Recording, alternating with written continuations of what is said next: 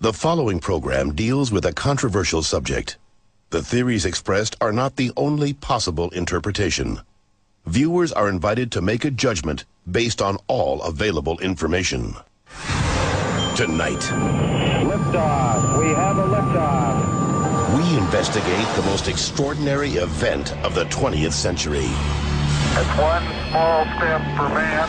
Man landing on the moon. One giant leap for mankind. But believe it or not, some people say it never happened. This whole thing was a fake. Decide for yourself as we explore the evidence. The Eagle has landed. Analyze official government photos. What a ride, what a ride. Examine the films. The flag flaps on the moon where there's no atmosphere. And hear the testimony of one former astronaut who's not afraid to speak his mind. NASA could have covered it up. Could the government have orchestrated the deception of the century? NASA could have pulled off the greatest hoax of all time. You be the judge. On Conspiracy Theory, did we land on the moon?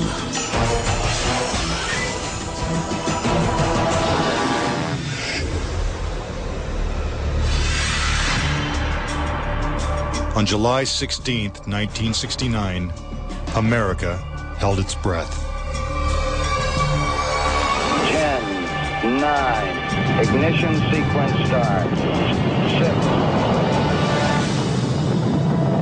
2, 1, 0. All engine running. Liftoff. We have a liftoff.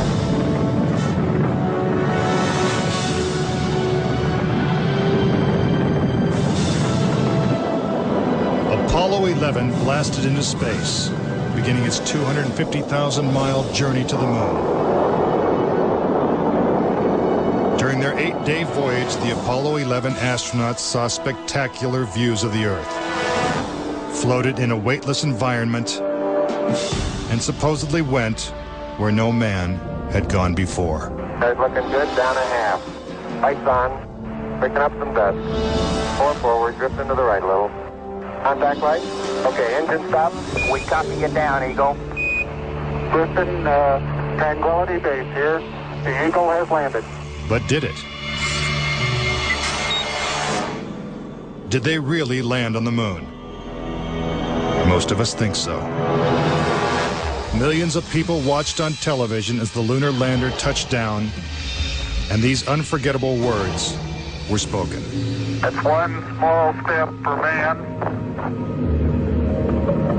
one giant leap for mankind. But even today, there are those who claim that believing in man's one small step requires one giant leap of faith. Bill Kaysing was an analyst and engineer at Rocketdyne, the company that designed the Apollo rockets. There were many problems that evolved during the 60s that led people to believe that we're never going to make it to the moon.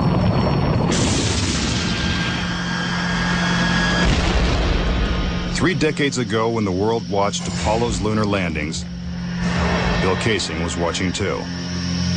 But what he saw on television, combined with his experiences at Rocketdyne, made him a skeptic. The whole thing then seemed phony to me.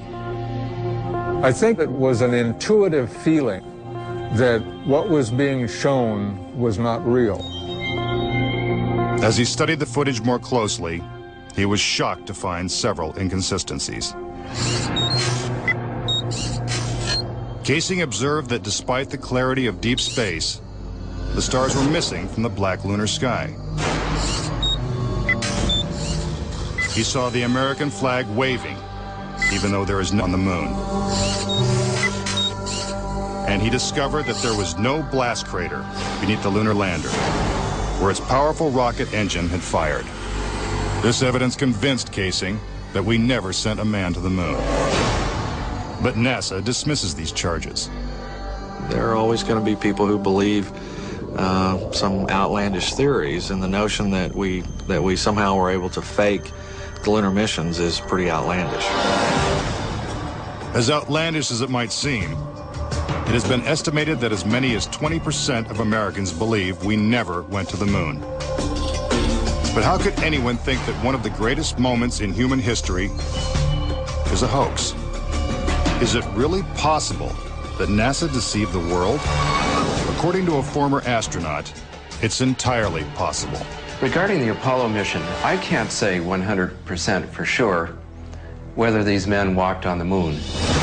Brian O'Leary was a NASA astronaut in the 1960s and served as a science advisor during the Apollo moon missions.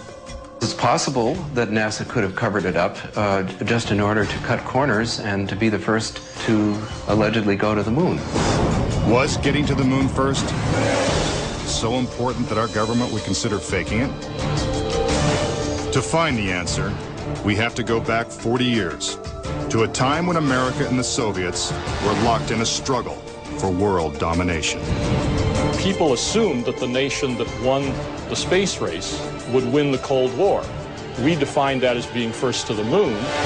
It was a time of more or less national hysteria. On October 4th, 1957, the Soviets terrified America when they sent Sputnik, the world's first satellite, into orbit.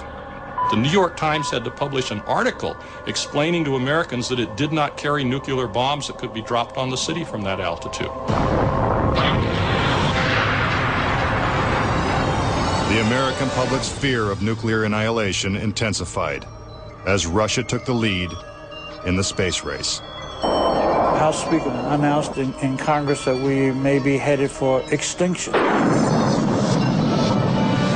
Many feared that the Soviet Union's ultimate goal was to put a missile base on the moon. Meanwhile, America's space program was having difficulty even getting off the ground. The chances of getting to the moon and returning safely to Earth were something like 0.0017%.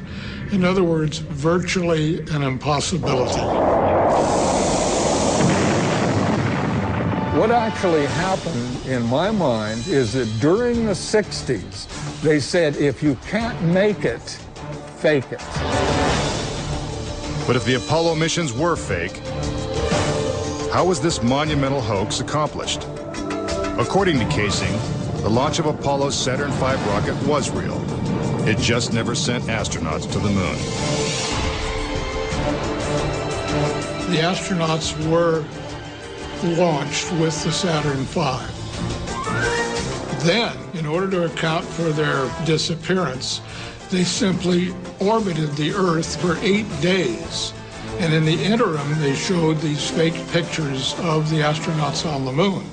But on the 8th day, the command capsule separated from the vehicle and descended to Earth, as of course was shown in films.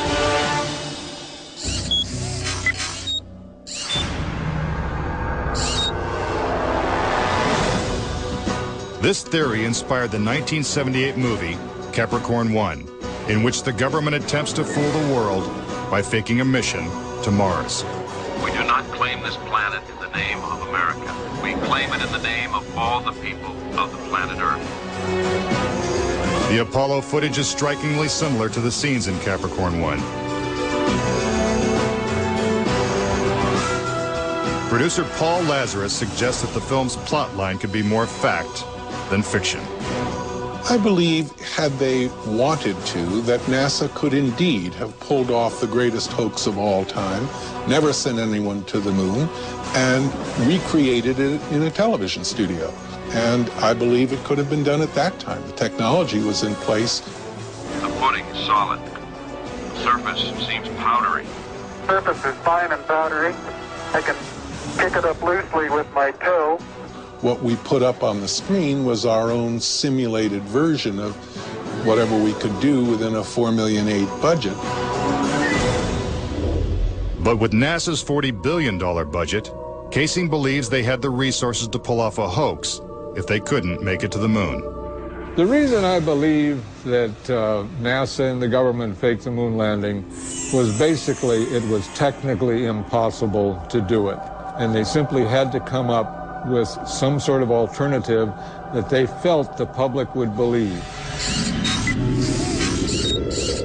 Casing theorizes that the lunar landings were actually filmed in Nevada's high desert, at the top secret military base known as Area 51. Area 51 is one of the most heavily guarded facilities in the United States. If you went in and tried to get some information, you could be shot and killed without any warning. Russian spy satellite photos of Area 51 reveal not only a series of hangars that resemble movie sound stages, but also barren moon-like areas which coincidentally are covered with craters. Compare this photo of a lunar crater allegedly taken from the moon's orbit by Apollo 10 with this satellite photo of a crater at Area 51. Even astronauts acknowledge the similarity of the terrain. It has a stark beauty all its own. It's like much of the high desert of the United States.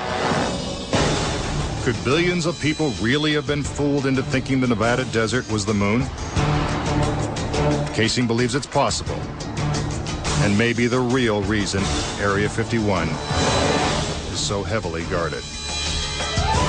This is a very secret base, and with good reason, because undoubtedly the moon sets are still there. And if they are, no one's getting a look at them anytime soon. Up next. Tranquility Base here. If the lunar module landed with 10,000 pounds of thrust, why is there no blast crater? Plus, was this footprint really made on the moon? And later, 10 astronauts die under strange circumstances. How far could the conspiracy reach? Find out when Conspiracy Theory returns.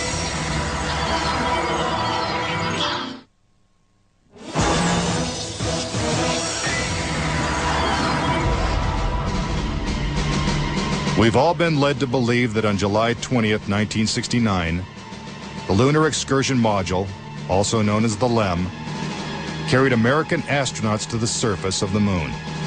But could it have simply been a prop lowered by wires onto a movie set? Bill Casing says that this may explain the absence of engine noise in the official NASA footage.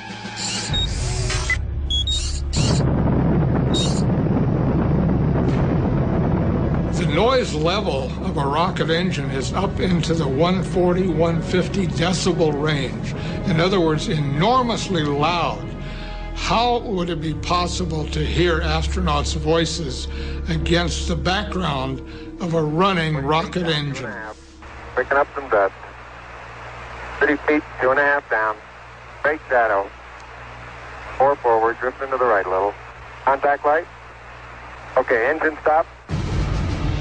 Is this evidence that the footage is actually fake?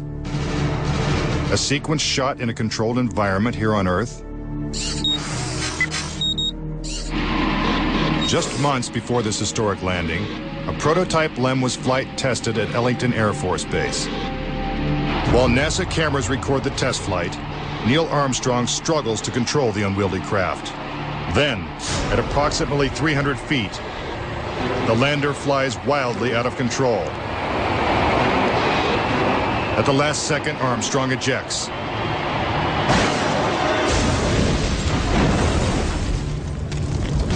And floats to safety. If the lander was so unstable and difficult to fly in the controlled environment of Earth, then how could the LEM land 6 times flawlessly in the alien environment of the moon?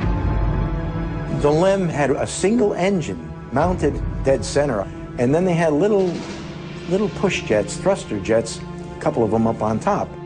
This was supposed to control their attitude as they came down. Well, I'll tell you a secret. The instant you moved your tail in that cabin an inch, you would change the load pattern, it would begin to tilt, and it would start that thing spinning.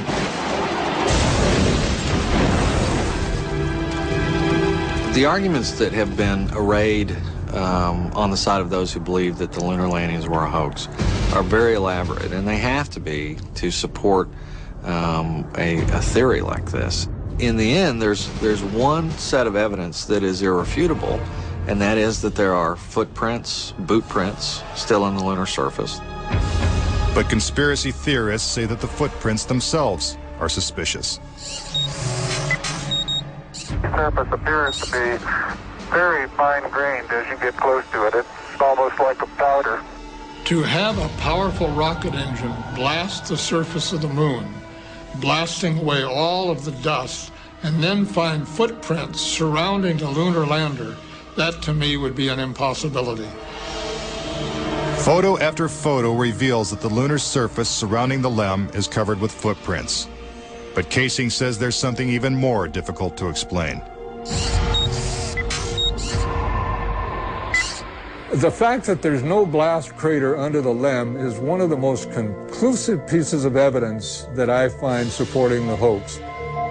In fact, no sign of a blast crater is visible for any of the 6 lunar landings. But LEM specialist Paul Fiel says he can explain why the lunar module left no crater when landing on the moon. The amount of thrust that you need coming out of the bottom of the descent engine is about 1,500, 2,000 pounds of thrust. And all that does is just push dust away. There's no burning or anything like that. Yet NASA's own scientific illustrations clearly depict a blast crater. Then there's one other point.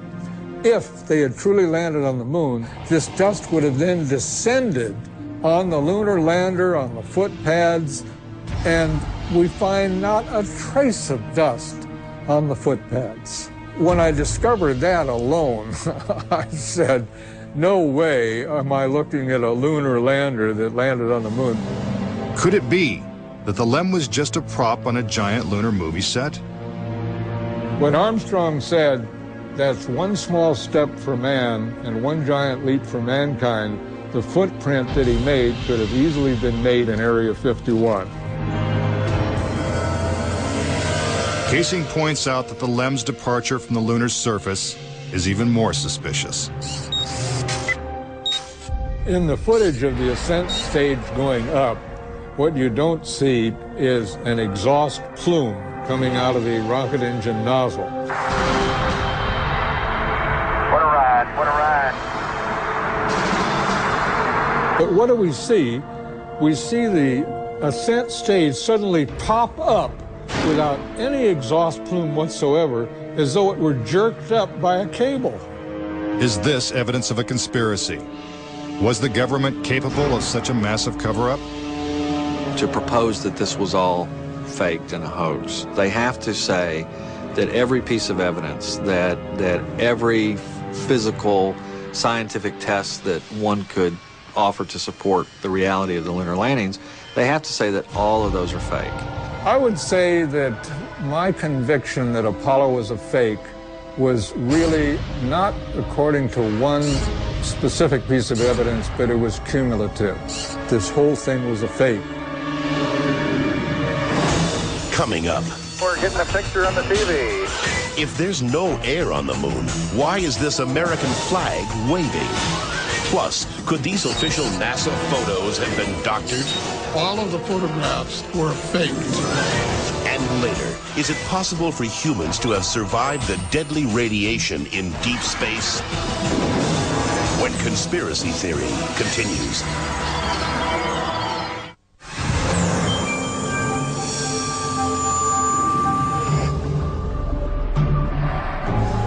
If the moon landings were actually filmed on a movie set, then where's the evidence? According to David Percy, an award-winning filmmaker and photographer, the proof is in NASA's own lunar photos and video. Our research suggests that images of the Apollo landings are not a true and accurate record. In our view, the Apollo pictures were faked. Many of the images are replete with inconsistencies and anomalies. In fact, Percy claims that when examined, these images suggest that man never went to the moon at all. This famous scene of man taking his first steps on the lunar surface is one of the most recognizable in history. But why are such important images so grainy and hard to see? And we're getting a picture on the TV. Okay, got a good picture, huh? NASA claims it's the result of 1960s technology. But if you go back and look at it, The Apollo 11 mission was some pretty awful video by today's standards. These were ghostly images. It just did not look very real at all. And that was a function of the transmitter at the time, the camera at the time that we had available to us to fly on Apollo 11. But investigative journalist Bart Sabrell believes that NASA intentionally made the images hard to see. NASA orchestrated the hoax in a very unique way through television. They had one picture which they completely controlled, black and white, grainy, that convinced everybody we were on the moon. We had no reason to doubt it. They had complete reins over the pictures, over the sound. I mean, sad to say, it was easier than people believe. But despite the lack of clarity, conspiracy theorists see evidence suggesting that these images were staged. It's absolutely unreal. Although it appears that the astronauts are moving in the moon's gravity, which is 1/6 that of the Earth, Percy notes that when the speed of the film is doubled, the astronauts appear to be running as if in Earth's gravity.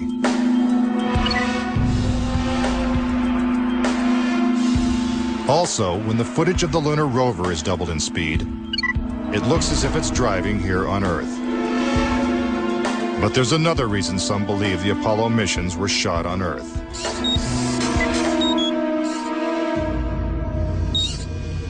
If there is no air or wind on the moon, why is this American flag waving? The fact that the flag flaps on the moon where there's no atmosphere means that there must have been a little blast of wind out in Area 51 where they shot this. Could these questionable images simply be the result of astronauts struggling to plant the flag into the lunar surface? Or is there more going on than meets the eye? What about the still photography? Some say the design of the bulky spacesuits would have made it extremely difficult for the astronauts to operate their chest-mounted cameras. The man who designed these cameras is Jan Lundberg. Once on the moon, on the lunar surface, in the dress, in the life support system, you couldn't see the camera. They couldn't bend their head that far down. They had no viewfinder. They had to aim by moving their body. If the cameras were so difficult to manipulate, how were thousands of photos taken with crystal clarity and precise framing? The pictures that we see that allegedly were taken on the moon are absolutely perfect. But with closer examination, Casing says flaws begin to emerge.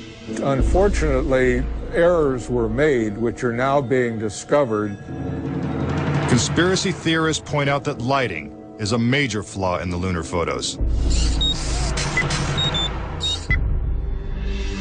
Case in point, on the moon, the astronauts' only source of light was the sun. They had no extra lighting, no flashes or things like that. Yet in this photograph from Apollo 14, the shadows are cast in different directions, suggesting multiple light sources.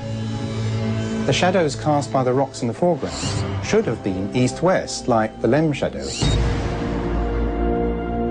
And in this photo from Apollo 17, again the shadows are pointing in different directions. Outside in sunlight, shadows always run parallel with one another, so the shadows will never intersect. Conspiracy theorists say it's not just the shadows that indicate the use of additional lights, but what has been photographed in the shadows. For example, here's an astronaut who descends into a huge shadow cast by the lunar module. Yet his entire body is still visible. How is it that he is not shrouded in darkness? Here's the same maneuver from another Apollo mission. Again, the astronaut is brightly lit in what is obviously dark shadow. And in this picture, the sun is directly behind the astronaut. His figure should be a silhouette. Yet even the smallest characteristics of his suit are recognizable. It seems like he's standing in the spotlight. And I can't explain that. That escapes me. Why? And finally, in this picture with the sun behind the lunar module, the front of the craft is clearly visible. The words United States are crisp and clear. How could these backlit pictures be so detailed? It's because there's more than one light source, which means they're not on the moon. But NASA simply dismisses these arguments. There are a number of claims that the pictures taken by Apollo astronauts were faked. And there are so many, it would be an exercise in futility to go off and try to answer all of those. But the questions continue. Why do some of these images shot at different times and different places appear to have identical backgrounds? These two photos seem to have the same mountain backdrop, yet the lunar module is only present in one of them. Seemingly impossible, since the LEM never moved and its base remained even after the mission. What a ride, what a ride. Some suggest the same artificial backdrop was used when shooting two entirely separate pictures. Background discrepancies are also apparent in the lunar video. The best evidence are some pictorial anomalies in the photographic record of the trip to the moon. There is one for Apollo 16 where the same shot, the same hill, appears in 2 different days. This tape was shot on what was reported to be the first of Apollo 16's lunar excursions. But it couldn't pick a better spot. And this video was from the next day at a different location. That is the most beautiful sight. NASA claims the second location was 2.5 miles away. But when one video is superimposed over the other, the locations appear identical. The conspiracy theorists see that as evidence that we didn't go to the moon, that it was staged, and the opposite point of view is that it's a case of bad editing. It's absolutely unreal. Conspiracy theorists claim that even closer examination of the photos suggest evidence of doctoring.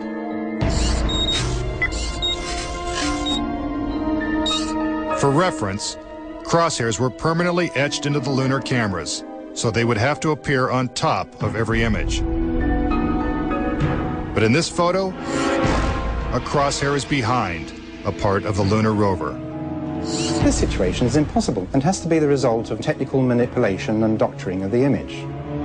And in this photo from Apollo 11, the equipment in the foreground is covering the crosshair, not behind it. And in another from Apollo 12, the American flag is covering one crosshair, and the astronaut is covering the other. When presented with these questionable photos and videos, NASA refutes the conspiracy theories. Some range from incredibly complicated to incredibly goofy. There are arguments that are wrong optically, they're wrong physically, they're wrong scientifically, they're wrong historically. There's a great deal of claptrap that is sort of woven in to these arguments. But despite what NASA says, conspiracy theorists still insist that Apollo was a hoax. When I looked at all the pictures and all the footage, I'm absolutely convinced, I bet my life on it, that we didn't go to the moon. I know for a fact that we didn't. Coming up next, tragedy strikes the Apollo program. The program could be stopped dead in its tracks. 3 astronauts die in a pre-launch simulation. But was it an accident? He was going to blow the whistle on the whole project. And later, could the astronauts have survived a trip into deep space? Before they got 1/2 to the moon, they would have picked up a death dose of radiation. Next, on Conspiracy Theory.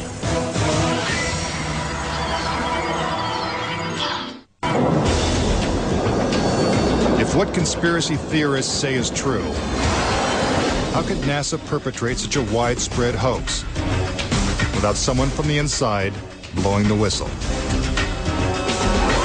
Virgil Gus Grissom was selected as one of the original 7 astronauts. A family man and a veteran of several space flights, he was a national hero and was likely to be the first man to walk on the moon. But Grissom was also an outspoken critic of the space program and was quoted as saying, "Someone's going to get killed." Unfortunately, Grissom's worst fears were soon realized. On January 27, 1967, 2 years before the first moon landing, Grissom and his crew boarded the Apollo 1 capsule for a full-scale simulation. The problems began almost immediately. First, the capsule's communication systems failed. Copy? No, I didn't read you, Chuck, at all. I can't read you, Chuck. You want to try the phone? How do I get the moon? We can't pass between 3 buildings. I can't hear a thing you're saying. Suddenly, the capsule burst into flames with the astronauts sealed inside.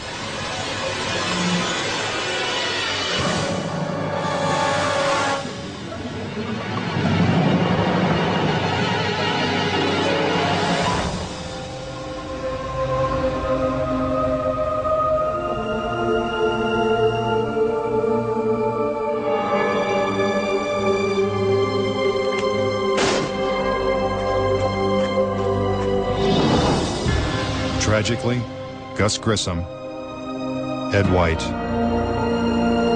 and Roger Chaffee lost their lives before ever leaving the launch pad.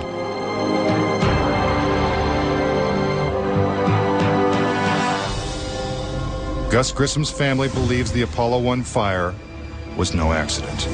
I think it was intentionally sabotaged by someone. It's been a question in my mind, what was found in the accident investigation and how was that handled? Was the CIA involved or whoever? But it was done intentionally. Grissom's family doesn't know who was responsible for his death or why it happened. But they say NASA knows the truth. Gus gave his life for this program, and I feel like that it is up to NASA to come forward and give us a direct answer to what really happened. Were Gus Grissom and the Apollo 1 astronauts victims of a tragic accident? Or were they intentionally silenced because they knew too much? We may never know. The cause of the fire is still a mystery, and the capsule remains locked away at a military base. But Grissom wasn't the only Apollo critic to meet with a suspicious and untimely death. Thomas Ronald Barron was a safety inspector during Apollo 1's construction. After the fire, Barron testified before Congress that the Apollo program was in such disarray that the United States would never make it to the moon. He claimed his opinions made him a target. Has there been any pressure on you by NASA? Nothing. We were, my wife and I were somewhat harassed at home when this first thing broke some time back, but it's gone away now. As part of his testimony, Barron submitted a 500-page report detailing his findings. It was a real fear that the program could be stopped dead in its tracks. Then exactly 1 week after he testified, Barron's car was struck by a train. Barron, his wife, and stepdaughter were killed instantly. I believe that Thomas Ronald Barron was murdered because he had the truth to tell about the Apollo project. Barron's report mysteriously disappeared, and to this day, it has never been found. But the Apollo program continued, and so did the string of untimely deaths. Between 1964 and 1967, a total of 10 astronauts lost their lives in freak accidents. These deaths accounted for an astonishing 15% of NASA's astronaut corps. To keep something that's alive wrapped up and covered over, you've got to eliminate all the people that can talk about it. Could the government have gone this far to pull off such an elaborate hoax? NASA says it's impossible. There were probably 250,000 people who were directly involved in the Apollo program, and another 500,000 people beyond that. 750,000 people can't keep a secret like that. That's just not going to happen. But Bart Sabrell insists that most NASA employees knew nothing of the deception. Very few people at NASA knew. The thing is so departmentalized. You got the person building the bolts in Houston, or doing this in Seattle, or doing this in Florida. No one knows the full picture. So, you know, you had no one seen the full picture of anything except a handful of people. If the conspiracy theorists are right, and only a few people knew the whole story, then the truth may remain buried forever. When we return, could the astronauts have survived the deadly radiation of space? Getting them past the radiation belt would have been impossible. And a Russian cosmonaut breaks his silence when conspiracy theory returns.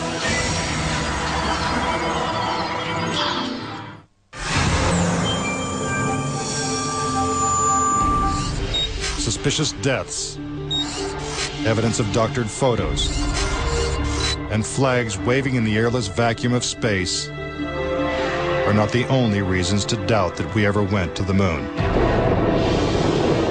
Some say the astronauts could never even have survived the trip. The reason why they couldn't go to the moon is because of a phenomenon that few people know about called the Van Allen radiation belts.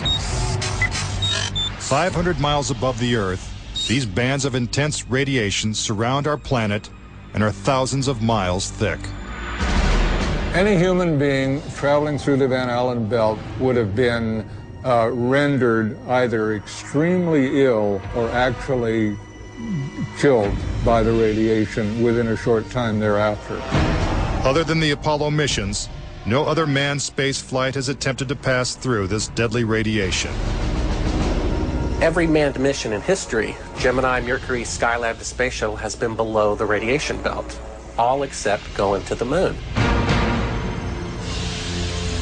To protect the astronauts, the capsule would have needed 6 feet of lead shielding, according to physicist Ralph Rene. Obviously, the only shielding they had was the literally paper-thin outer hull of aluminum, and their suits consisting of glass fiber, some aluminum fibers, and silicon rubber. It's very interesting concerning radiation that the astronauts were protected by a thin film of aluminum, when here on Earth they put a lead shield on us when they take a dental x-ray. Some theorize that if the Van Allen belts didn't kill the astronauts, even deadlier doses of radiation deeper in space would have. Violent explosions in the sun called magnetic storms flood space with intense radioactivity. A magnetic storm will come along, and that can increase the intensity of the radiation belts by maybe 1,000 times above what it was before. According to Rene, the Apollo 16 mission coincided with one of the sun's most intense storms ever recorded. Around the rotating sun came this immense flare, the biggest one of the 20th century. It went on for 3 or 4 days. All the while it's slowly rotating around. Although the effects of radiation are horrific, ranging from hair loss to cancer to death, the solar flares had no adverse effect on the Apollo 16 crew.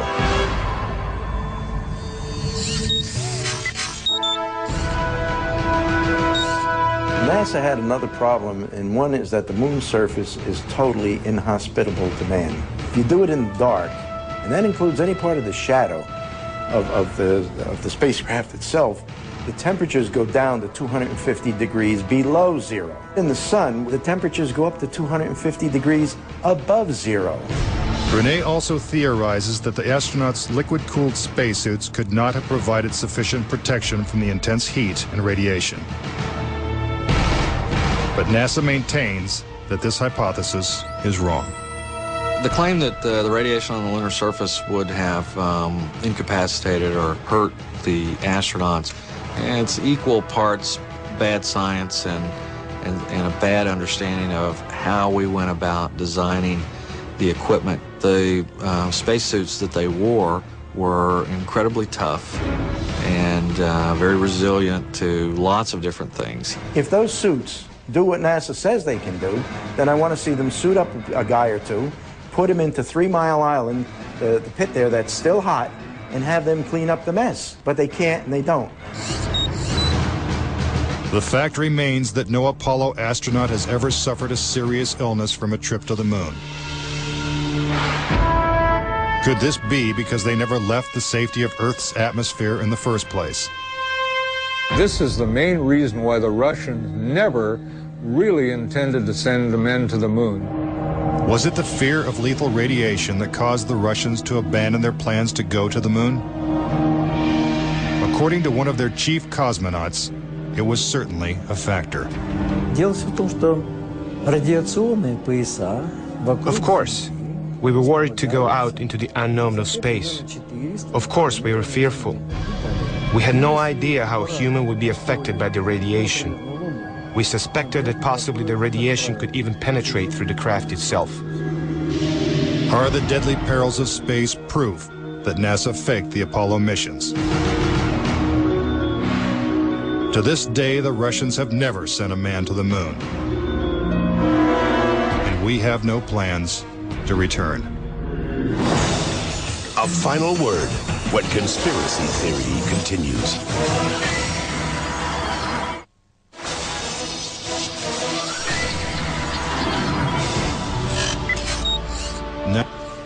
Various theories and explanations. Do you believe it's possible for our government to perpetrate such an incredible hoax? Is it conceivable that with its $40 billion price tag, the Apollo program was nothing more than the most expensive movie ever made? It is my personal belief, and I totally believe this after all the years of research I've done on this, that NASA never landed a man on the moon. I would say that anybody who believes that we did not go to the moon is an absolute nut. Anyone that wants to call me a kook or a nut or a crackpot, they're welcome to do that, but they're also welcome to go examine the evidence, which is everywhere. Bottom line, the United States went to the moon in the 1960s and the 1970s. End of story. Is there any way to put this controversy to rest once and for all? The only thing the experts agree upon is that the answer is 250,000 miles away. If NASA truly landed on the moon, remnants of the 6 successful Apollo missions would have been left behind. The base structures of the LEMs, the abandoned lunar rovers. Even the American flags would still be standing at each landing site. I would like to invite NASA and all of their supporters to simply take the most powerful telescope on Earth and see if there's a lunar lander there. If there's a lunar lander there, I'll never say another word about an Apollo hoax. If there's no lunar lander there, I'll rest my case. But no telescope exists that can examine the moon in such detail. Do objects from the Apollo missions remain on the moon in silent testimony? Or is the conspiracy theory true? In 2 years, Japan will send an orbiter to take close-up photos of the moon's surface. What will they find? Until then, the question remains, did we land on the moon?